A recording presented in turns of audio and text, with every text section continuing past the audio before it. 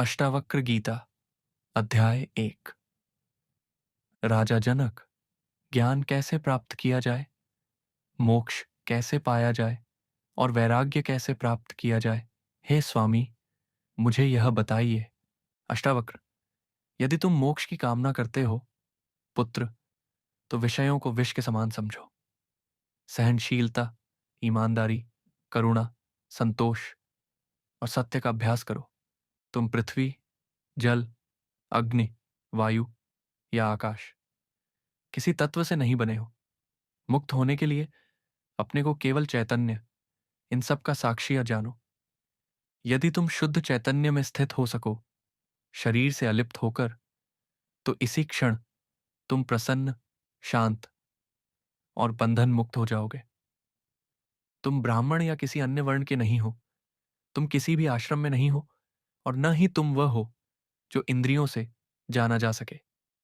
तुम निराकार, अलिप्त, सबका साक्षी हो। प्रसन्न रहो। धर्म और अधर्म, सुख और दुख केवल मन के ही विषय हैं। तुम्हारा उनसे कोई लेना देना नहीं। तुम न तो करता हो और न ही फल भोगता, अतः तुम सदा मुक्त हो। तुम सबके एकमात्र साक्षी हो और सदा पूर्णतया स्वतंत्र हो।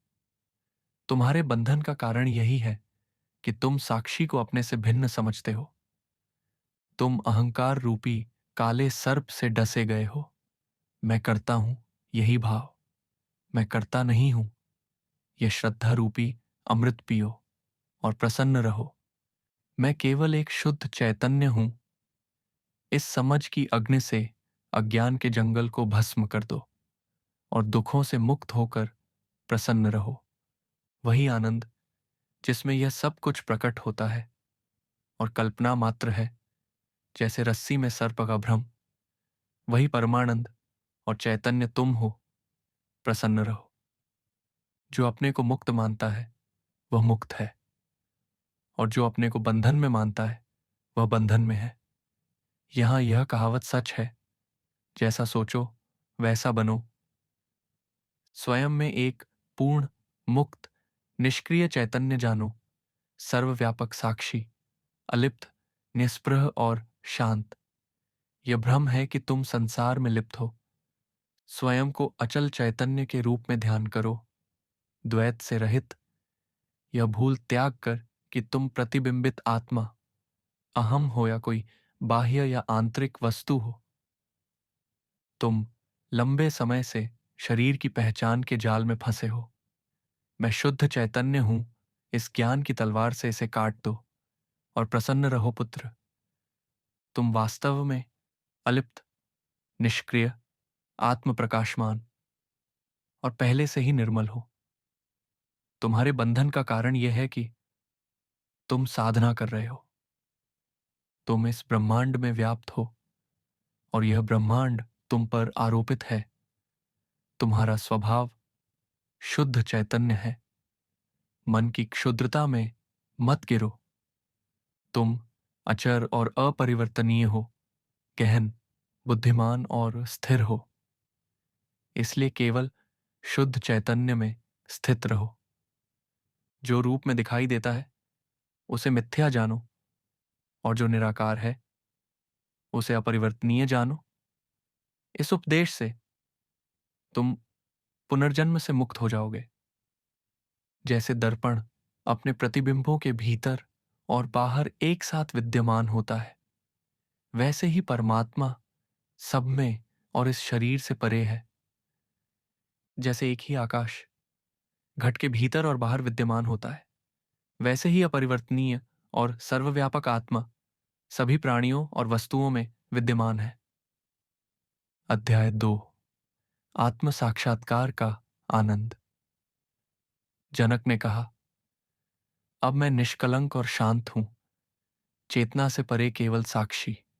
अब तक मैं केवल माया से भ्रमित था। इसी प्रकाश से यह शरीर और यह ब्रह्मांड प्रकट होते हैं।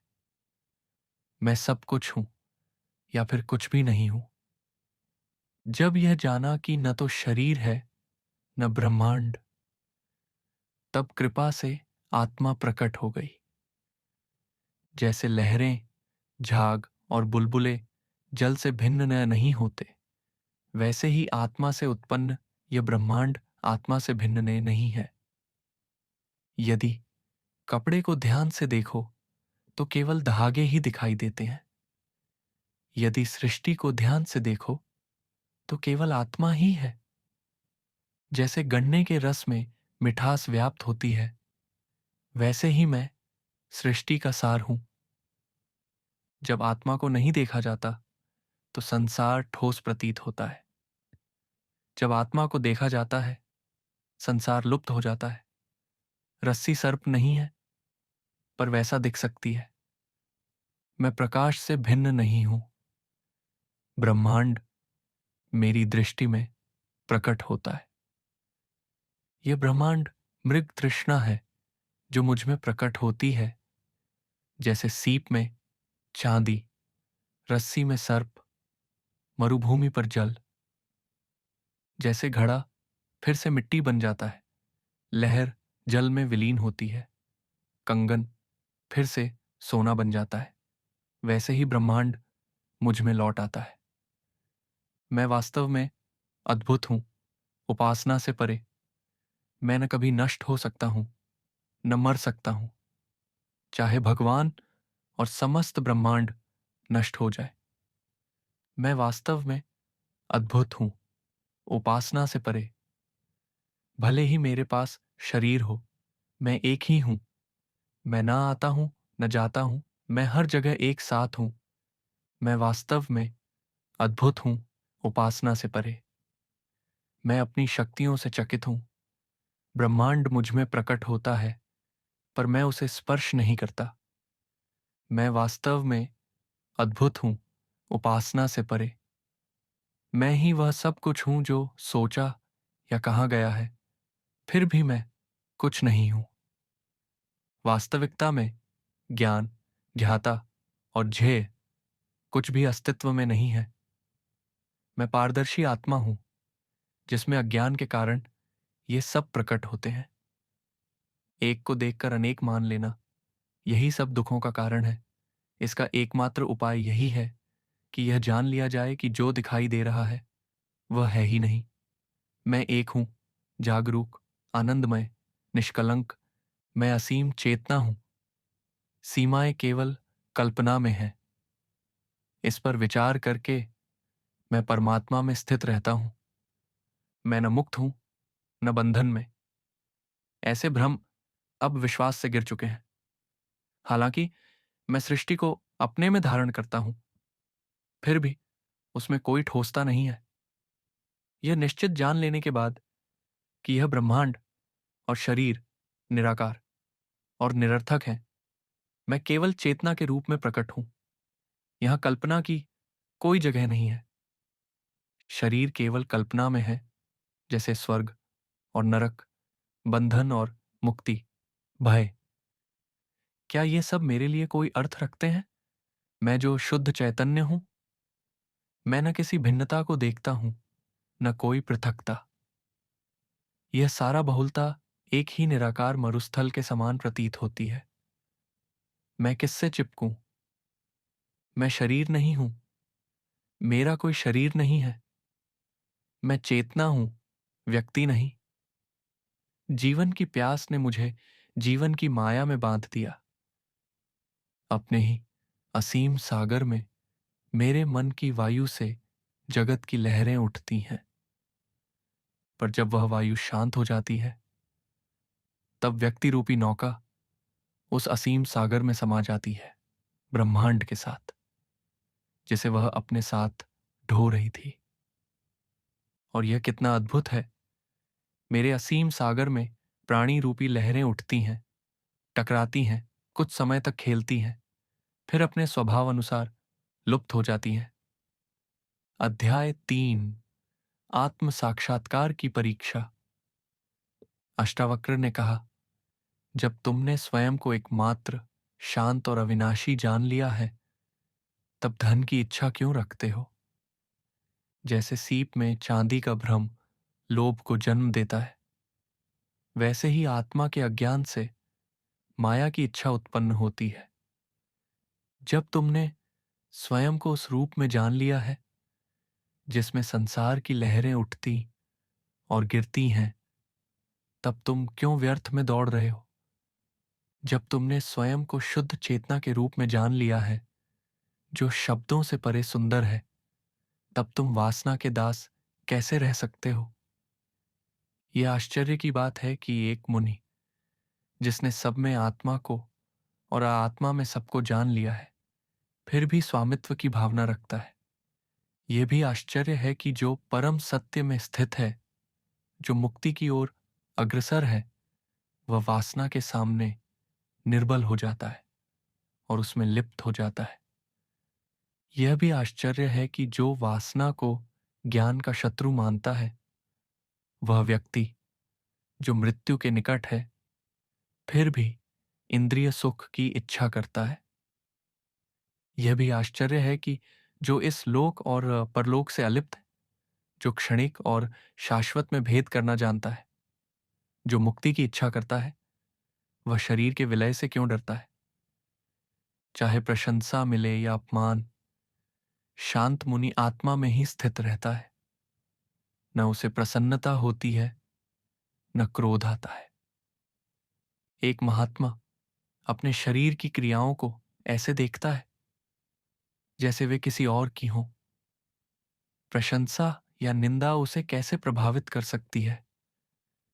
जब यह निश्चित रूप से जान लिया जाए कि यह ब्रह्मांड एक माया है और जिज्ञासा लुप्त हो गई हो, तब मृत्यु से भय कैसा? किससे हम उस महात्मा की तुलना कर सकते हैं जो आत्मा को जानकर निराशा में भी इच्छाहीन रहता है, जिसका मन स्थिर है और जो वस्तुओं की निरर्थकता को देखता है, वह एक वस्तु को दूसरी से श्रेष्ठ क्यों मानेगा? जो अलिप्त है, द्वंद्वों से अछूता है और जिसकी इच्छाएं शांत हो चुकी हैं, वह सुख दुख को समान भाव से अनुभव करता है। अध्याय 4। आत्म साक्षात्कार की महिमा। राजा जनक ने कहा, निश्चित ही जो आत्मा को जानता है, वह जीवन का खेल खेलते हुए भी इस संसार के भ्रमित बोझिल जीवों से अत्यंत भिन्न होता है। वास्तव में योगी को कोई हर्ष नहीं होता, हालांकि वह उस उच्च अवस्था में स्थित है जिसकी इच्छा इंद्र और अन्य सभी असंतुष्ट देवता करते हैं। जो उस तत्व को जानता है, उसे पुण्य या पाप स्पर्श नहीं कर सकते, जैसे धुएं से आकाश नहीं छूता, भले ही वह ऐसा प्रतीत हो। जो महात्मा ब्रह्मांड को आत्मा के रूप में जानता है, उसे जीवन को जैसा आए वैसा जीने से कौन रोक सकता है? 4 प्रकार के प्राणियों में ब्रह्मा से लेकर तिनके तक केवल मुनि ही है जो राग द्वेष को त्याग सकता है। वह अत्यंत दुर्लभ है जो स्वयं को एक और निरंतर जानता है, जो संपूर्ण ब्रह्मांड का स्वामी है। वह जैसा जानता है वैसा ही आचरण करता है और कभी भयभीत नहीं होता। अध्याय 5। विलय के 4 उपाय। अष्टावक्र ने कहा, तुम निष्कलंक हो, तुमसे कुछ भी नहीं छूता, त्यागने के लिए कुछ भी नहीं है। मन जटिल है, उसे जाने दो, विलय की शांति को जानो। यह ब्रह्मांड तुमसे उत्पन्न होता है जैसे समुद्र से झाग उठता है। स्वयं को एक जानो, विलय की शांति में प्रवेश करो। जैसे रस्सी में कल्पित सर्प दिखता है, वैसे ही यह ब्रह्मांड निष्कलंक आत्मा में प्रकट होता है, पर अस्तित्व में नहीं है। यह जानने पर तुम्हें यह ज्ञात होगा, विलय की कोई आवश्यकता नहीं है। तुम पूर्ण हो, अपरिवर्तनीय हो, सुख दुख, आशा निराशा, जीवन मृत्यु, इन सब के पार हो। यही है विलय की अवस्था। अध्याय 6। उच्चतम ज्ञान। जनक ने कहा, मैं असीम आकाश हूं, ब्रह्मांड एक घट है, यह मैं जानता हूं। न तो त्याग की आवश्यकता है, न स्वीकार की, न ही विनाश की। मैं एक अथाह समुद्र हूं, ब्रह्मांड केवल लहरें हैं, यह मैं जानता हूं। न त्याग की आवश्यकता है, न स्वीकार की, न ही विनाश की। मैं सीप हूं। ब्रह्मांड केवल चांदी का भ्रम है, यह मैं जानता हूं। न त्याग की आवश्यकता है, न स्वीकार की, न ही विनाश की। मैं सभी प्राणियों में हूं, सभी प्राणी मुझ में हैं, यह मैं जानता हूं। न त्याग की आवश्यकता है, न स्वीकार की, न ही विनाश की। अध्याय 7। आत्म साक्षात्कार का स्वरूप। जनक ने कहा, मुझ में, जो कि एक अथाह समुद्र हूं, ब्रह्मांड की नौका अपनी प्रकृति की हवाओं से इधर उधर बहती है। मुझे कोई अधीरता नहीं है। मुझ में, जो कि एक अथाह समुद्र हूं, ब्रह्मांड की लहरें उठें और गिरें जैसे चाहें। मुझ में न कोई वृद्धि होती है, न ही कोई ह्रास। मुझ में, जो कि एक अथाह समुद्र हूं, ब्रह्मांड केवल कल्पना है। मैं स्थिर और निराकार हूं, इसी में मैं स्थित हूं। आत्मा वस्तुओं में नहीं है, न ही वस्तुएं उस शुद्ध और असीम आत्मा में है। आत्मा शांत है, राग द्वेष से रहित है, इसी में मैं स्थित हूं। मैं केवल जागरूकता हूं। संसार एक गुजरता हुआ तमाशा है। स्वीकृति या अस्वीकृति के विचार कैसे उठ सकते हैं, और वे कहाँ उठें? अध्याय 8। बंधन और मुक्ति। अष्टावक्र ने कहा, जब मन किसी वस्तु की इच्छा करता है या शोक करता है, स्वीकार करता है या अस्वीकार करता है, प्रसन्न या अप्रसन्न होता है, तब बंधन होता है। जब मन न तो इच्छा करता है, न शोक करता है, न स्वीकार करता है, न अस्वीकार करता है, न प्रसन्न होता है, न अप्रसन्न होता है, तब मुक्ति समीप है। यदि मन किसी भी अनुभव से जुड़ा हुआ है, तो यही बंधन है। जब मन सभी अनुभवों से निर्लिप्त हो जाता है, तो यही मुक्ति है। जहां मैं नहीं है, वहीं केवल मुक्ति है। जहां मैं प्रकट होता है, वहां बंधन साथ आता है। ये जान लेने पर स्वीकार और अस्वीकार से सहज ही दूर रहा जा सकता है। अध्याय 9। वैराग्य। अष्टावक्र ने कहा, विरोधी शक्तियां, कर्तव्य किए गए या छोड़े गए, यह सब किसके लिए और कब समाप्त होगा? इस पर विचार करते हुए सदा इच्छा रहित बनो। सब कुछ छोड़ दो और संसार की ओर उदासीन दृष्टि रखो। वह अत्यंत दुर्लभ और धन्य है, जिसका जीने, भोगने और जानने का आग्रह मनुष्यों के आचरण को देखकर समाप्त हो गया है। जो सब वस्तुओं को दुख के 3 प्रकारों से युक्त देखता है, वह मुनि शांत हो जाता है। यह संसार अस्थिर, नश्वर, तुच्छ है, त्याग के योग्य है। क्या कभी कोई युग रहा है जब मनुष्य द्वंद्वों से रहित रहे हों? इन द्वंद्वों को छोड़ दो। जो आता है उसमें संतुष्ट रहो, यही पूर्णता है। महान ऋषि, संत और योगी अक्सर एकमत नहीं होते। यह देखकर कौन ज्ञान में आसक्त रहेगा और अशांत रहेगा? जो संसार से वैराग्य, शांतिपूर्ण अंतर्दृष्टि और विवेक से अपने सत्य स्वरूप को देखता है और माया से मुक्त हो जाता है, क्या वह सच्चा गुरु नहीं है? ब्रह्मांड के असंख्य रूपों में केवल मूल तत्व को ही देखो। तुम तुरंत ही मुक्त हो जाओगे और आत्मा में स्थित हो जाओगे। इच्छा ही संसार की रचना करती है, उसे त्याग दो। इच्छाओं का त्याग ही संसार का त्याग है। अब तुम जैसे हो वैसे ही जी सकते हो।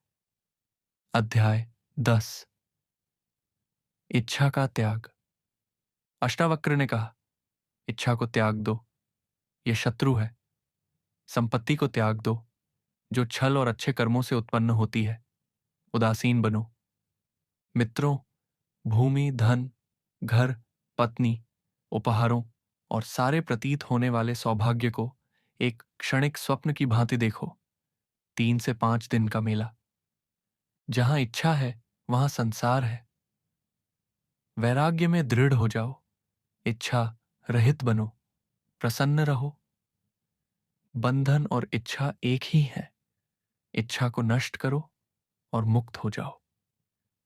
संसार से विमुख होकर ही कोई आत्मा को आनंदपूर्वक जान पाता है। तुम एक हो, केवल जागरूकता। यह ब्रह्मांड न जागरूक है, न इसका अस्तित्व है।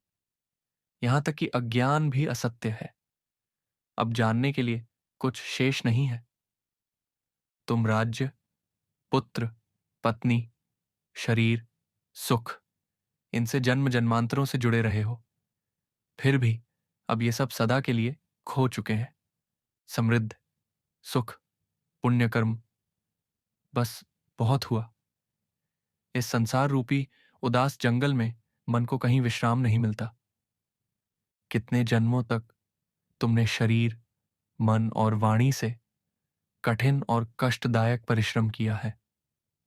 अब रुकने का समय है। अध्याय 11। ज्ञान। अष्टावक्र ने कहा, अस्तित्व, अनस्तित्व, परिवर्तन, यही वस्तुओं की प्रकृति है। इस सत्य को जान लेने पर सहज ही शांति, स्थिरता और आनंद प्रकट होते हैं। जो यह निश्चित रूप से जानता है कि आत्मा ही सब कुछ की सृष्टि करती है और अकेली है, वह शांत, इच्छा रहित और अलिप्त हो जाता है। जो यह निश्चित रूप से जानता है कि सफलता और विफलता नियति के अधीन आते जाते हैं, वह संतुष्ट रहता है। न वह चाह करता है, न शोक। जो यह निश्चित रूप से जानता है कि जन्म और मृत्यु, सुख और दुख सब नियति के अधीन आते जाते हैं, वह समझता है कि करने योग्य कुछ नहीं है। वह निष्क्रिय रहता है और कर्म में भी अलिप्त होता है। जो यह जान लेता है कि संसार में केवल ममता ही दुख का कारण है, वह मुक्त हो जाता है, प्रसन्न, शांत और इच्छा रहित होता है। मैं शरीर नहीं हूं और न ही यह शरीर मेरा है। मैं स्वयं जागरूकता हूं। जो यह निश्चित रूप से जान लेता है, उसके मन में न तो किए गए कर्मों की स्मृति रहती है और न छोड़े गए कार्यों की। वह केवल परमात्मा में स्थित रहता है। ब्रह्मा से लेकर तिनके तक केवल मैं ही हूं। जो यह निश्चित रूप से जानता है, वह निर्मल, शांत और निष्कलंक हो जाता है। उसके लिए प्राप्ति का कोई अर्थ नहीं रह जाता। जो यह निश्चित रूप से जानता है कि यह विविध और अद्भुत ब्रह्मांड वास्तव में कुछ भी नहीं है, वह इच्छा रहित शुद्ध चेतना बन जाता है और शून्यता में ही शांति पाता है। अध्याय 12। आत्मा में स्थित रहना। जनक ने कहा, पहले मैं कर्मों से असहिष्णु हुआ, फिर अत्यधिक वाणी से, फिर स्वयं विचारों से भी, और अब मैं केवल यहां हूं। न ध्वनियां, न अन्य इंद्रिय विषय मेरा ध्यान आकर्षित करते हैं। यहां तक कि आत्मा भी अप्रत्यक्ष नहीं है। मन मुक्त है, भटका नहीं हुआ, एकाग्र है, और मैं बस यहां हूं। एक विक्षिप्त मन को एकत्र करने में प्रयास लगता है, जो माया से ढका हुआ है। यह जानकर मैं यहीं स्थित हूं। न कुछ त्याज्य है, न कुछ ग्राह्य है, न हर्ष है, न विषाद। हे प्रभु, मैं यहीं हूं। जीवन के 4 आश्रम, आश्रम रहित जीवन, ध्यान, संन्यास, मन की वस्तुएं, सब केवल विक्षेप हैं। मैं सदा यहीं हूं। करना और न करना दोनों ही अज्ञान से उत्पन्न होते हैं। मैं यह जानता हूं और मैं यही हूं। अविचार्य तत्व पर विचार करना अनिवार्य रूप से विचार को जन्म देता है। मैं अविचार को चुनता हूं और यहीं स्थित रहता हूं। धन्य है वह जो प्रयास से इसे प्राप्त करता है। धन्य है वह जो स्वभाव से ही ऐसा है। अध्याय 13। आनंद। जनक ने कहा, केवल आत्मा को जानने की शांत अवस्था यह बहुत दुर्लभ है, यहां तक कि उनके लिए भी जो केवल एक लंगोटी रखते हैं। इसलिए मैं न तो त्याग करता हूं, न स्वीकार, और मैं प्रसन्न हूं। शरीर, साधनों से थक जाता है, जीभ शास्त्रों से थक जाती है, मन ध्यान से सुन्न हो जाता है। इन सब से मुक्त होकर मैं जैसे हूं वैसे ही जीता हूं। यह जानकर कि कुछ भी नहीं किया जाता, मैं जो आता है वही करता हूं और प्रसन्न रहता हूं। योगी जो प्रयास या निह प्रयास का उपदेश देते हैं, वे अब भी शरीर से जुड़े हैं। मैं न उनसे जुड़ता हूं, न अलग होता हूं, और मैं प्रसन्न हूं। चाहे मैं खड़ा रहूं, चलूं या बैठा रहूं, मेरे लिए न कोई लाभ है न हानि। इसलिए मैं खड़ा, चलता या बैठा भी हूं तो प्रसन्न हूं। मुझे सोने से कुछ नहीं खोता और प्रयास से कुछ नहीं मिलता। न हानि के विचार, न लाभ की चिंता। मैं प्रसन्न हूं। सुख और दुख परिवर्तनशील हैं, वे स्थिर नहीं रहते। अच्छे या बुरे से परे होकर मैं आनंद पूर्वक जीता हूं। अध्याय 14। शांति। जनक ने कहा, हालांकि अन्य लोगों की तरह सोया हुआ प्रतीत होता हूं, परंतु जिसकी संसार में रुचि समाप्त हो गई है, जिसका मन खाली हो गया है, जो केवल अनजाने में सोचता है, वास्तव में वही जागृत है। जब इच्छा समाप्त हो जाती है तो फिर धन, मित्र, इंद्रियों के आकर्षण, ये सब क्या अर्थ रखते हैं? शास्त्र और ज्ञान भी किस काम के हैं? मैंने परमात्मा को जान लिया है, साक्षी, एकमात्र सत्ता। मैं बंधन और मुक्ति दोनों से उदासीन हूं। मुझे मुक्ति की भी आवश्यकता नहीं है। एक ऐसा व्यक्ति जिसका संशय समाप्त हो चुका है, फिर भी जो माया में भ्रमित प्राणियों के बीच विचरण करता है, उसकी आंतरिक अवस्था को केवल उसी जैसे लोग ही जान सकते हैं। अध्याय 15। आत्मा का ज्ञान। अष्टावक्र ने कहा, जिस पुरुष की अंतर्दृष्टि खुली हुई है, वह केवल एक साधारण उपदेश सुनकर ही आत्मा को जान सकता है, जबकि जटिल बुद्धि वाला व्यक्ति जीवन भर भ्रम में खोजता रह सकता है।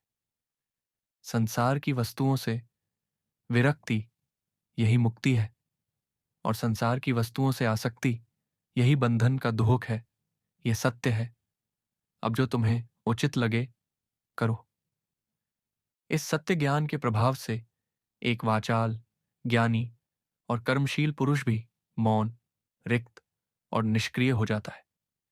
इसलिए संसार में रहने वाले लोग इस ज्ञान से डरते हैं। तुम शरीर नहीं हो, तुम्हारा कोई शरीर नहीं है। तुम न भोगते हो और न कुछ करते हो।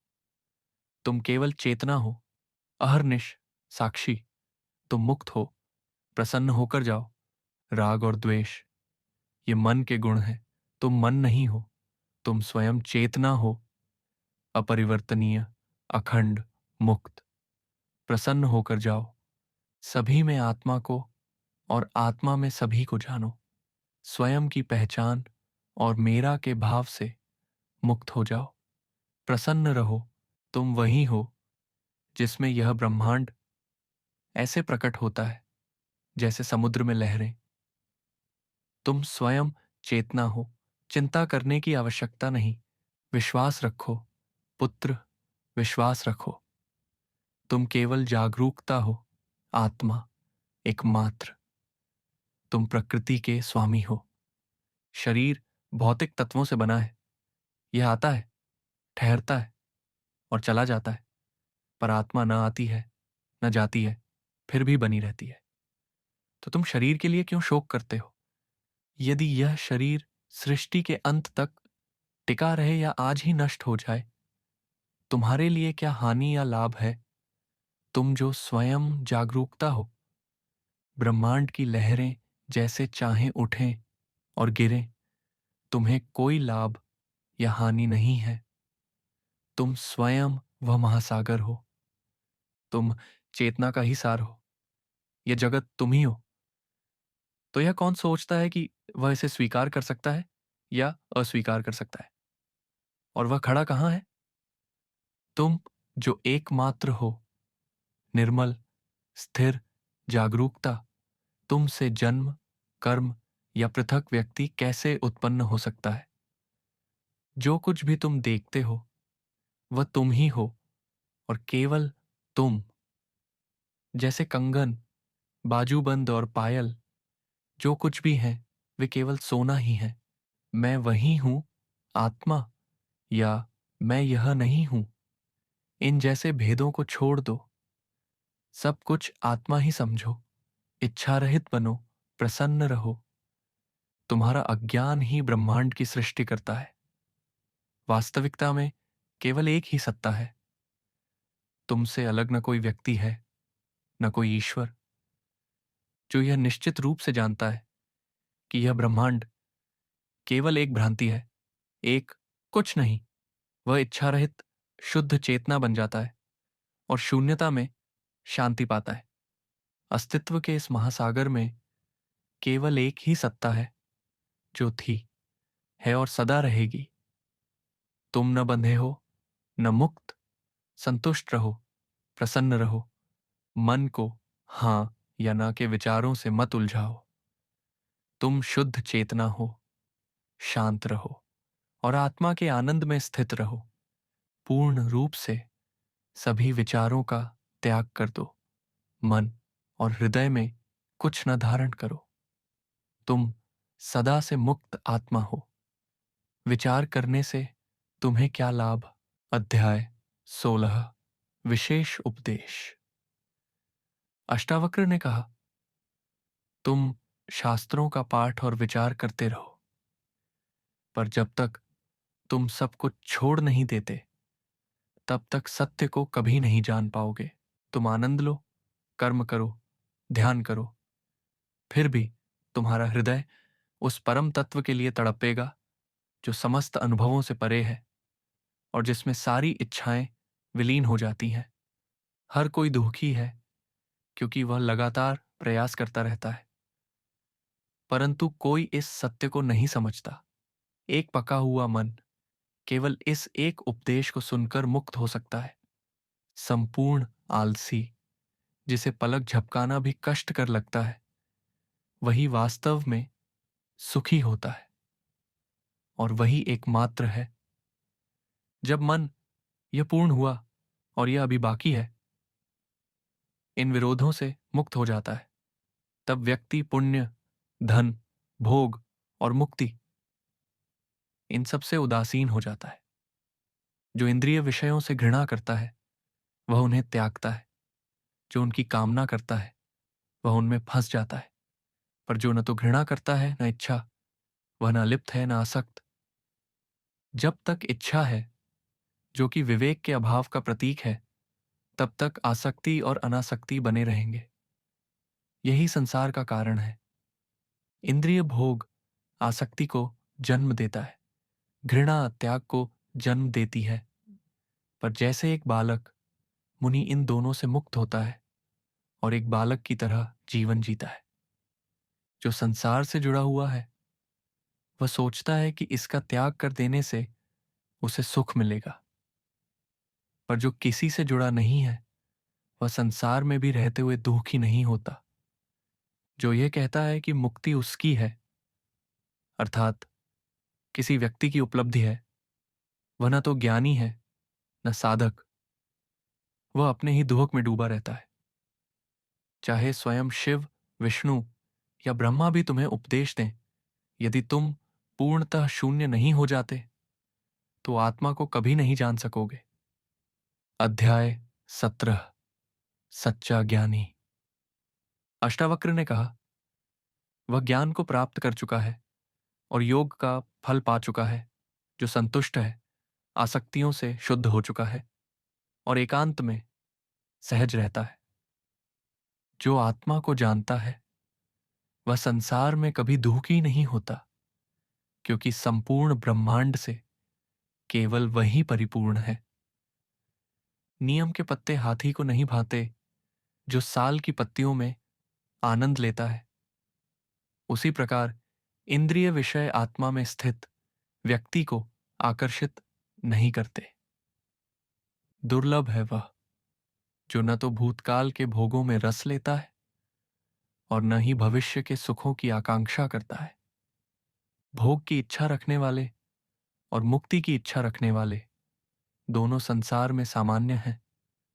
दुर्लभ है वह महात्मा जो न भोग चाहता है न मुक्ति। दुर्लभ है वह विवेकशील व्यक्ति जो न धर्म न धन न सुख न जीवन न मृत्यु में आसक्ति या विरोध रखता है। ज्ञानी को न तो संसार की चिंता होती है न ही वह उसके अंत की इच्छा करता है।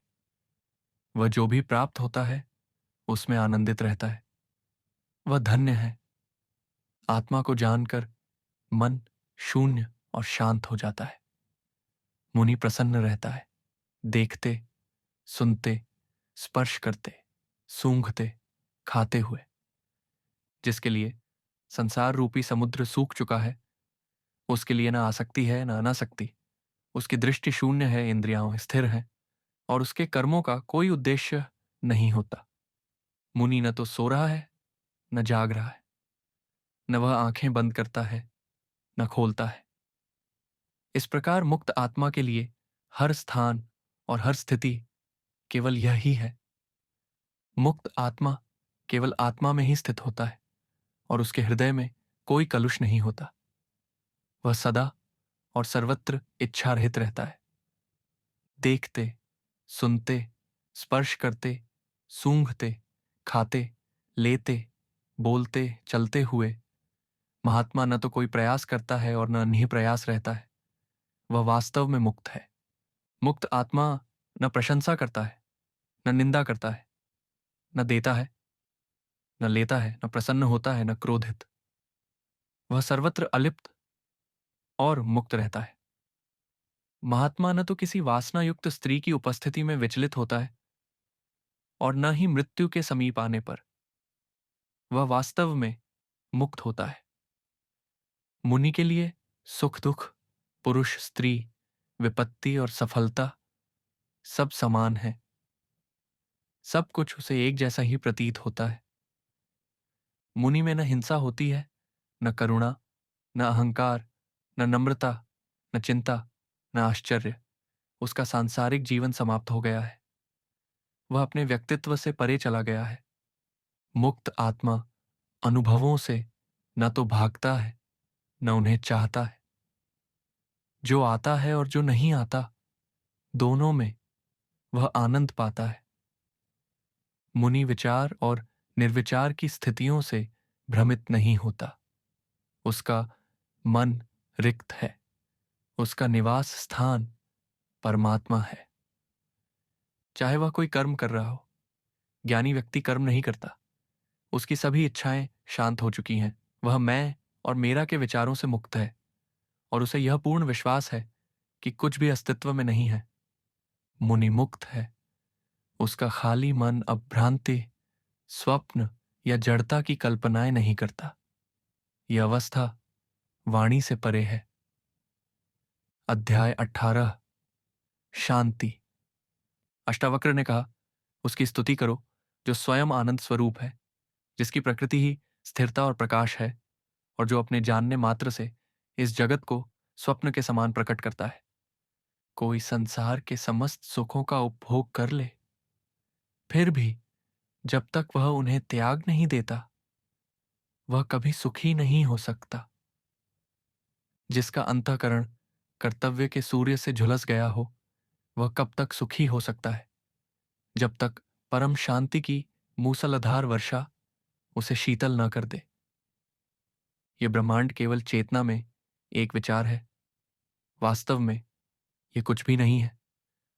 जो अस्तित्व और अनस्तित्व की सच्ची प्रकृति देखता है वह सदा बना रहता है। आत्मा जो कि पूर्ण सहज अकलुष अजर और प्रयास रहित है, सीमाहीन है और तुमसे पृथक नहीं है। तुम सदा वही हो। जिनकी दृष्टि निर्मल हो जाती है उनके लिए माया तिरोहित हो जाती है और आत्मा प्रकट हो जाती है। सभी दुख क्षण भर में समाप्त हो जाते हैं। सब कुछ केवल कल्पना है। यह जानकर और आत्मा को सदा से मुक्त जानकर मुनि एक बालक की तरह जीवन जीता है। स्वयं को पूर्ण जानकर और अस्तित्व तथा अनस्तित्व को केवल कल्पना मात्र जानकर। इच्छा रहित मुनि के लिए सीखने, कहने या करने को कुछ नहीं रह जाता। जो निश्चित रूप से जानता है कि सब कुछ आत्मा ही है, उसके मन में मैं यह हूं या मैं यह नहीं हूं जैसे विचारों का कोई अंश नहीं रहता। जिस योगी को शांति प्राप्त है, वह न तो विचलित होता है, न ही एकाग्र होता है। वह न सुख जानता है, न दुख। अज्ञान दूर होने पर वह जानने से भी मुक्त हो जाता है।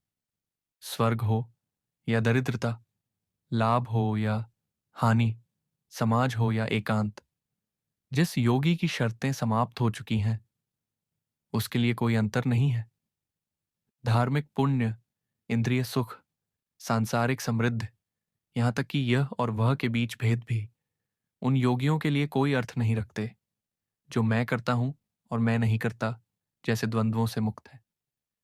जो योगी जीते जी मुक्त है, उसका इस संसार में कोई कर्तव्य नहीं है और उसके हृदय में कोई आसक्ति नहीं रहती। उसका जीवन बिना उसके प्रयास के चलता है। उस महात्मा के लिए जो इच्छा से परे स्थित है, माया कहाँ है, ब्रह्मांड कहाँ है, उसका ध्यान किस पर और उससे मुक्ति कैसी। जो ब्रह्मांड को देखता है, वह शायद उसका त्याग करना चाहता है, परंतु जो इच्छा रहित है, वह जानता है कि देखने के लिए कुछ है ही नहीं।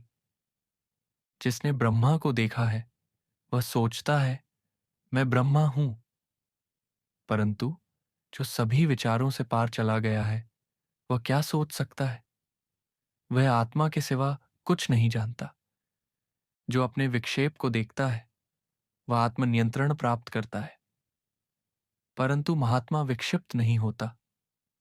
उसे कुछ भी प्राप्त नहीं करना है, उसे कुछ भी करना नहीं है। ज्ञानी व्यक्ति संसार में एक सामान्य व्यक्ति की तरह रह सकता है, परंतु वह वास्तव में वैसा नहीं होता। वह देखता है कि न वह एकाग्र है, न विक्षिप्त, और वह स्वयं में कोई दोष नहीं देखता। जो अस्तित्व और अनस्तित्व से परे है, जो ज्ञानी, तृप्त और इच्छा रहित है, वह कुछ भी नहीं करता, भले ही संसार उसे गतिशील देखे। ज्ञानी व्यक्ति कर्म और अकर्म दोनों से विचलित नहीं होता। वह जो कुछ होता है, उसे होते हुए प्रसन्न रहता है। पत्ते की तरह वायु में मुक्त आत्मा जीवन से बंधा नहीं होता। वह इच्छा रहित, स्वतंत्र और मुक्त होता है। जो संसार से पार चला गया है, उसके लिए न सुख है न दुख। उसका मन शांत है और वह बिना शरीर के ही जीता है। जो आत्मा को जान चुका है, जिसका मन शांत और निर्मल है, वह कुछ भी त्यागना नहीं चाहता और न किसी खोई हुई वस्तु का दुख करता है। जिसका मन स्वाभाविक रूप से रिक्त है, वह ज्ञानी न मान सम्मान जानता है न अपमान। वह वही करता है जो सहज रूप से होता है। जो यह जानता है कि यह शरीर कर रहा है, मैं नहीं, मैं तो केवल शुद्ध आत्मा हूं, वह वास्तव में कुछ नहीं करता, चाहे कितना भी कार्य हो रहा हो। मुक्त आत्मा कर्म करता है, परंतु यह नहीं मानता कि वह कर रहा है। वह मूर्ख नहीं है। वह संसार में भी धन्य और प्रसन्न रहता है। बुद्धिमान व्यक्ति जो मन की अंतहीन गति से थक चुका है, वह अंततः विश्राम को प्राप्त होता है। वह न सोचता है, न जानता है, न सुनता है, न देखता है। स्थिरता और विक्षेप से भी परे महात्मा न तो मुक्ति की कल्पना करता है, न बंधन की। उसने जान लिया है कि ब्रह्मांड शून्य है, भले ही वह प्रतीत होता हो। वह स्वयं परमात्मा है। जो सोचता है कि वह व्यक्ति है, वह निरंतर क्रियाशील रहता है, यहां तक कि जब शरीर को विश्राम में होता है। पर मुनि यह जानता है कि वह व्यक्ति नहीं है, इसलिए वह कुछ भी नहीं करता, यहां तक कि जब उसका शरीर गति में होता है। मुक्त आत्मा का मन न तो उलझता है, न प्रसन्न होता है। वह निष्क्रिय, निश्चल, इच्छा रहित और संशय रहित होता है। मुक्त आत्मा ध्यान करने या कर्म करने का कोई प्रयास नहीं करता। कर्म और ध्यान स्वयं घटित होते हैं। जो अंतिम सत्य को सुनता है, मूढ़ व्यक्ति भ्रमित हो जाता है, पर ज्ञानी व्यक्ति उसे सुनकर भीतर लौट जाता है और बाहर से मूढ़ प्रतीत होता है। मूर्ख ध्यान और निर्विचार की साधना करता है, पर ज्ञानी जैसे गहरी नींद में कुछ नहीं करता। मूर्ख प्रयास या निप्रयास से भी शांति नहीं पाता, पर ज्ञानी केवल सत्य से ही शांत होता है। यद्यपि उनका स्वभाव आत्मा ही है, शुद्ध बुद्धि, प्रेम और पूर्णता, और वे ब्रह्मांड से परे हैं, परंतु लोग ध्यान और साधनाओं से उसे नहीं देख पाते।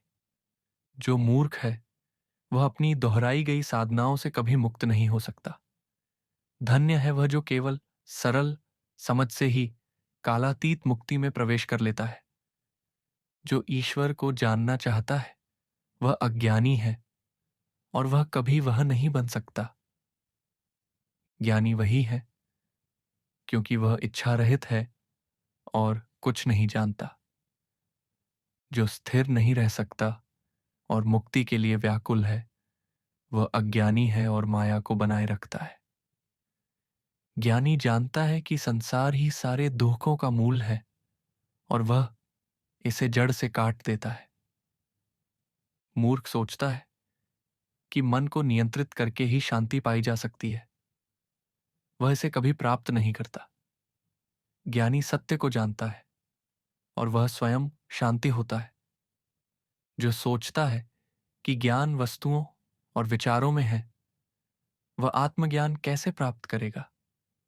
ज्ञानी अलग अलग वस्तुओं को नहीं देखता, वह केवल शाश्वत आत्मा को देखता है। मूर्ख मन से मन को नियंत्रित करना चाहता है। यह कितनी बड़ी मूर्खता है। ज्ञानी केवल आत्मा में ही आनंदित होता है। उसके पास नियंत्रित करने के लिए कोई मन नहीं है। कुछ अस्तित्व में विश्वास रखते हैं, कुछ मानते हैं कि कुछ भी अस्तित्व में नहीं है, पर दुर्लभ है वह जो किसी पर विश्वास नहीं करता और कभी भ्रमित नहीं होता। कमजोर बुद्धि वाले मानते हैं कि आत्मा एक है और अन्य कुछ नहीं है, पर माया में डूबे रहने के कारण वे वास्तव में आत्मा को नहीं जानते और अपने जीवन को दुहुक में बिताते हैं। जो मुक्ति चाहता है उसका मन वस्तुओं पर आश्रित रहता है, पर मुक्त आत्मा का मन कुछ नहीं देखता और वह इच्छा रहित होता है। कायर व्यक्ति इंद्रिय विषयों से डरते हैं जैसे वे बाघ हों। वे गुफाओं में शरण लेते हैं और संसार को अविचार के बल से मिटाने की चेष्टा करते हैं। इंद्रिय विषय हाथी की तरह हैं, पर जब वे एक इच्छा रहित व्यक्ति से टकराते हैं, उसे सिंह समझते हैं और पलट जाते हैं, या अगर बच नहीं पाते तो उसकी सेवा में रुक जाते हैं। जिसका मन संदेह से मुक्त है, जो केवल आत्मा को जानता है, उसे अभ्यास या मुक्ति की आवश्यकता नहीं होती। वह देखते, सुनते, छूते, सूंघते, खाते हुए जैसा है वैसा ही रहता है और आनंदित होता है। जिसका मन केवल सत्य को सुनकर रिक्त और निर्विकल्प हो गया है, वह देखता है कि न कुछ करना है न कुछ छोड़ना है, यहां तक कि विरक्ति भी व्यर्थ है। मुनि जो कुछ भी सामने आता है उसे अच्छा या बुरा सोचे बिना करता है। उसके कार्य से एक बालक के समान होते हैं। जो कुछ पर निर्भर नहीं करता वही सुख पाता है। जो कुछ पर निर्भर नहीं करता वही परम को प्राप्त करता है। जो कुछ पर निर्भर नहीं करता वही शांति के पार आत्मा में प्रवेश करता है। जब कोई यह जान लेता है कि न वह करता है न देखता है, तब मन की उथल पुथल शांत हो जाती है। ज्ञानी के कर्म प्रसन्नता और प्रेरणा से रहित होते हुए भी शुद्ध प्रकाश की तरह चमकते हैं, परंतु भ्रमित साधक जो बाहर से शांत दिखता है पर भीतर से आसक्ति में डूबा रहता है, उसके कर्म ऐसे नहीं होते। जो अनबंधा है, असंबद्ध है, मन की कल्पनाओं से मुक्त है, वह ज्ञानी स्वतंत्र है खेलने और आनंद लेने को या पर्वतों की गुफाओं में लौट जाने को। चाहे वह किसी विद्वान, देवता या तीर्थस्थान का आदर करे या किसी सुंदर स्त्री, राजा या प्रिय मित्र को देखे, मुनि का हृदय विचलित नहीं होता। चाहे उसके सेवक, पुत्र, पत्नी, पुत्रियां, पोते पोतियां और सगे संबंधी उसे उपेक्षा करें या अपमानित करें, योगी विचलित नहीं होता। उसे प्रसन्नता सुख नहीं देती, दुख उसे कष्ट नहीं देता। यह अद्भुत अवस्था केवल उसी के लिए समझने योग्य है जो वैसा ही है।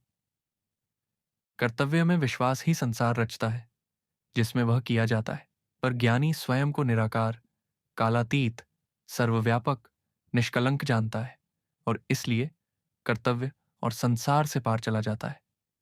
मूढ़ व्यक्ति कुछ न करते हुए भी चिंतित और विचलित रहता है। ज्ञानी भारी कर्मों के बीच भी स्थिर और शांत रहता है। व्यावहारिक जीवन में भी ज्ञानी प्रसन्न रहता है। बैठते हुए प्रसन्न, सोते हुए प्रसन्न, घूमते हुए प्रसन्न, बोलते हुए प्रसन्न, खाते हुए प्रसन्न। अध्याय 19 आत्मा में विश्रांति। जनक ने कहा, मैंने सत्य की चिमटी से अपने हृदय की गहराई में स्थित विचार रूपी कांटे को निकाल फेंका है। ध्यान कहाँ है? सुख कहाँ है? समृद्धि या विवेक कहाँ है? द्वैत कहाँ है? यहां तक कि अद्वैत कहाँ है? मैं आत्मा की महिमा में स्थित हूं। भूतकाल और भविष्य कहाँ है? यहां तक कि वर्तमान भी कहाँ है? आकाश कहाँ है? यहां तक कि अनंतता भी कहाँ है? मैं आत्मा की महिमा में स्थित हूं। आत्मा कहाँ है? अनात्मा कहाँ है? सदाचार और पाप कहाँ है? भ्रम और स्पष्टता कहाँ है? मैं आत्मा की महिमा में स्थित हूं। जागृति, स्वप्न, सुषुप्ति और वह चतुर्थ तुरीय अवस्था, ये कहाँ है? भय कहाँ है? मैं आत्मा की महिमा में स्थित हूं। निकट और दूर कहाँ है?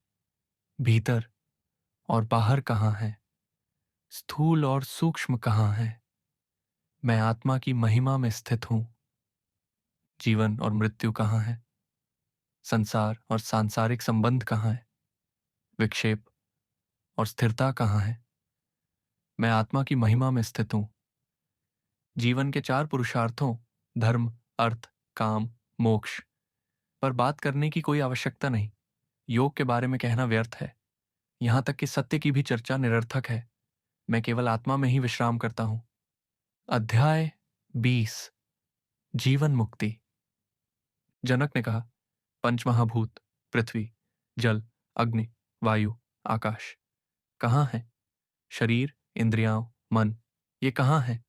शून्यता कहाँ है? निराशा कहाँ है? मेरा स्वभाव पूर्ण पारदर्शिता है। शास्त्र कहाँ है? आत्मज्ञान कहाँ है? निर्मल मन कहाँ है?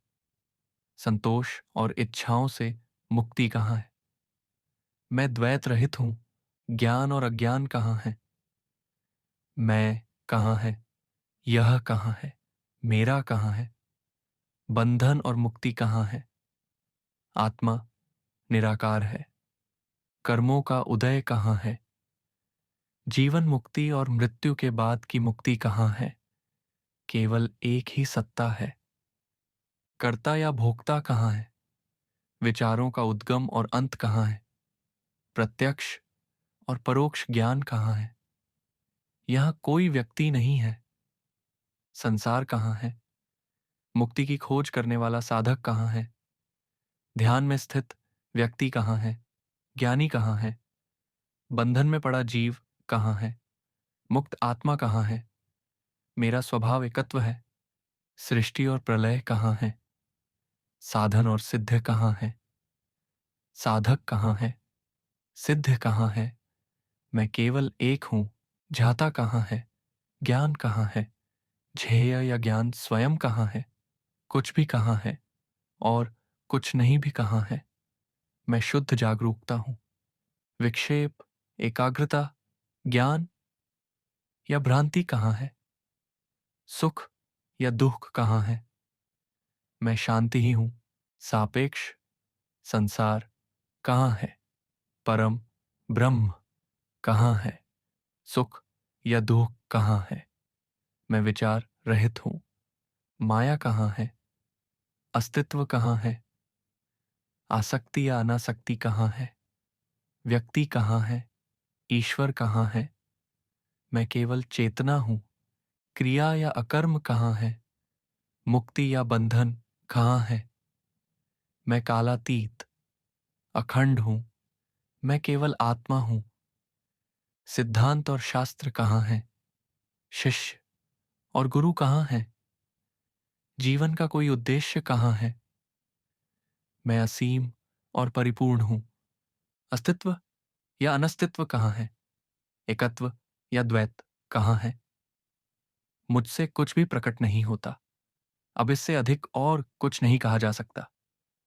अष्टावक्र गीता समग्र सारांश। अष्टावक्र गीता एक दिव्य संवाद है। राजा जनक, एक राजा, साधक और जिज्ञासु, और ऋषि अष्टावक्र, पूर्ण ज्ञानी, निर्भीक और निर्विकल्प आत्मज्ञानी के बीच। यह ग्रंथ आत्मा की पूर्ण स्वतंत्रता, कर्तापन के भ्रम और साक्षी स्वरूप स्थिति पर गहन प्रकाश डालता है। इसमें कोई कर्मकांड, पूजा पाठ या सिद्धांत नहीं है।